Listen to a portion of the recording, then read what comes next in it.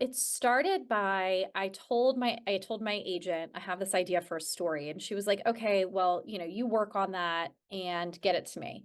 And I went and I sat down and I thought, what is the memory that is still strikes some sort of emotional chord with me when I think about it from the past several years during this journey.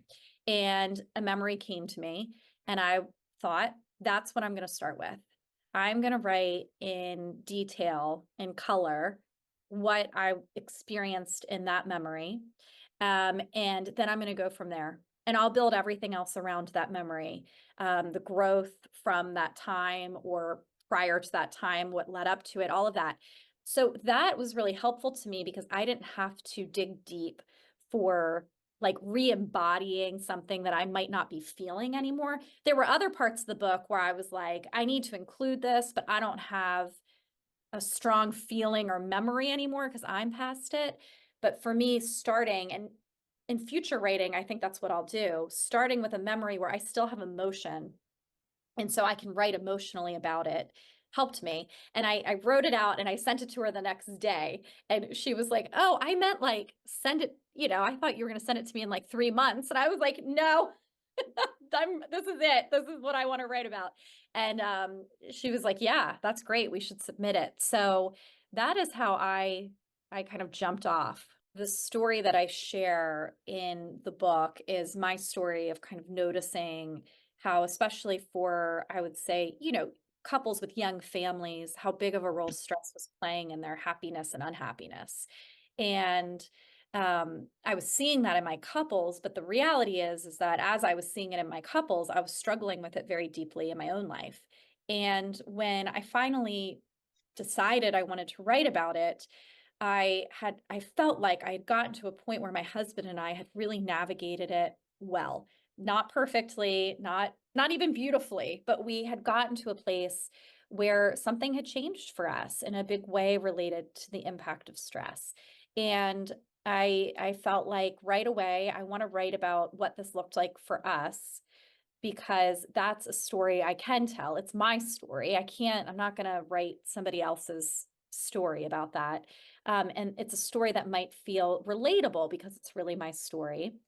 And then I can weave in experiences that I've seen clients have as well. But really the base is saying, hey, I've seen this too. I've experienced it in real time. And I know that it's hard. But yes, from the jump, I was a part of the story. That part is challenging because I am a human being like anybody else and certainly haven't mastered any of these things fully. There will be days where I make really silly choices. I talk about like, people adding more and more to their plate. I am the biggest offender of that. I'm always adding more to my plate. You too.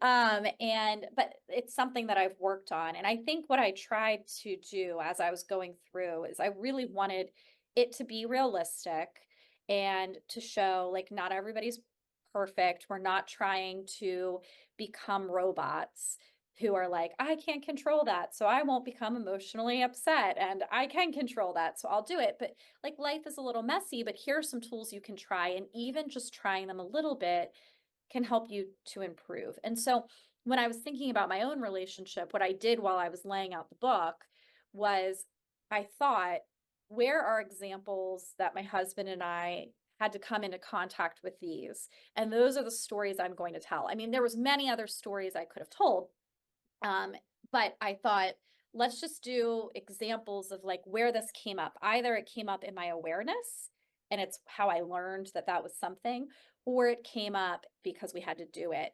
And then I would also talk about, so let's then move that over to how this looks for another couple. So I'm, overwhelmed. My husband and I, we don't know how to navigate who's going to take care of the kid and blah, blah, blah, blah, blah. And so we're looking at what's in our control. That's something we had to start doing. And look at how this looks for another couple too. So then I would kind of put somebody else in there to highlight what that might look like on the outside. Some of the things that I put in were exercises that were given to us. So I was sharing our story. We went and we saw some therapists. And here was something they presented to us that was helpful. One exercise that was huge for our relationship, and I don't mind sharing obviously because it's in the book, but is the idea of actually writing down all of your stressors. One thing that I think is really important is that we want to have things that feel fair, not equal. People get confused with that. It's actually not great to do it equal because sometimes somebody might have different coping mechanisms or their one thing might actually carry more weight or whatever it is, but fair. And so when you're writing all of these things down, it's not to immediately say, wow, look at all the things Liz is doing, Andrew. You need to take half that list. But it's to be able to say, this is living amongst the two of you. All this stuff, it's there, whether you like it or not. We're going to have to get creative on how to balance it because you don't want a relationship where one person is suffering. Does that mean that you want a relationship where you balance things out and then both people are suffering? No. But you don't want one where one person is suffering. So if somebody is saying, I am suffering, I'm overwhelmed, I can't do it all, then the very first step is saying, well, let's look at what all of it is. The next step, well, actually, before I go to the next step, the next thing that you brought up are actually issues around gender norms. And I talk about that in the book. That's very common right now where people are really struggling because there's been a rapid change in what family life looks like gender wise. And that's not anybody's fault. It's not because men are bad or women are bad or anybody's an idiot. It's not that. There is a rapid change. So there is a paradigm that we were socialized in. And then we grow up and we're like, oh my God, I don't know what I'm supposed to do. And for women, it's like, well, now I'm working, but I also feel like I have to be this perfect mother and the caregiver, and the house has to be clean. And I don't know how to let some of that go and say, maybe I'm not going to have a clean house like my mother did because I'm working 40 hours a week. And then there's men who are saying, I'm supposed to get my esteem, and I'm supposed to feel proud of myself because I'm the provider and the protector, and I'm not doing the caregiving that makes me maybe sometimes feel um, emasculated. Even though intellectually I don't, even though I'm saying I want to caregive, I like my role, I feel emasculated. And so that can create a conflict. So when the stress is coming up because of these shifting gender roles, you've got to talk about it and you have to be able to respect and empathize with the feeling of I can't win. There's a part of me that internalizes this as me being a failure, even if I intellectually know our lifestyle is different. Um, and that happens on both ends. And then the third piece is when you're looking at these stressors, I've created a system, and it is a system that helps people to look at which of these stressors can you get rid of. So we're not always going to just be reallocating. Sometimes we have to be really honest with ourselves and say, it's really nice that I'm the head of the HOA, but it's stressing me out. So, I want to be a part of my community, but I'm not going to do it anymore. I'm going to put that stressor away because it's not helpful. Or I really want to be the Boy Scout leader. That is important to me. But right now, being out of the house until 8 p.m., 2 days a week for that is not really conducive to our life.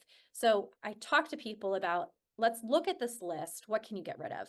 The next thing is, let's look at this list and think of what you could have prevented.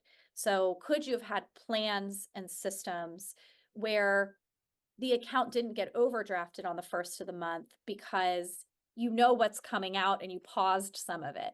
Could you have plans and systems so you're not having a meltdown in the morning looking for the kids' shoes because you make your kids put the shoes by the door every night? Some of preventing is, do you have enough emotional regulation to not fly off the handle when you're in a difficult, challenging mood? And then the third thing is what's left over. So here are the things that we can't shed, we can't prevent, we have to adapt to. And what are we going to do to adapt? We might have to adapt to our gender roles that don't look ideal to us, and we have to figure out how to cope with that and not feel bad about ourselves. We might have to adapt to a chronic illness. We might have to adapt to a job that kind of sucks right now. But I help people go through this system. So it's not just, here's a million things, figure out how to divvy it up, but it's, here's a million things. Let's figure out how to kind of get rid of some of this.